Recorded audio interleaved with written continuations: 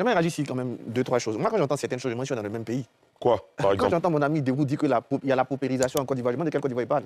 Parce qu'il ne faut pas inventer des choses. Le PNUD, qui est le programme des Nations Unies pour le développement, dont la question, l'organisme centré sur la lutte contre la pauvreté, lui-même dit que la Côte d'Ivoire est passée de 55% de taux de pauvreté à 37 points. Mais en ce moment, si on a diminué, comment on peut se paupériser encore? C'est une question de logique. Je vais aller plus loin. Dans l'histoire de la Côte d'Ivoire, plus de 437 000 ménages sont dans les filets sociaux. C'est des chiffres concrets qui luttent contre la paupérisation. Donc on peut venir, après tout ça, venir. Je ne sais pas c'est quel chiffre, quelle donnée qui permet à mon ami de dire que la paupérisation s'accroît en Côte d'Ivoire. Ça, c'est vraiment, je tombe des nuits quand j'entends ça. On peut tout dire, sauf que la pauvreté s'accroît en Côte d'Ivoire. Ce n'est pas de la même Côte d'Ivoire, on parle. Toutes les données de tous les instituts qui travaillent sur la pauvreté disent que la situation s'améliore en Côte d'Ivoire, sauf vous. Il a parlé de la dette. Bon, le tout dernier rapport du FMI sur la Côte d'Ivoire, il est clair. La Côte d'Ivoire gère bien sa dette.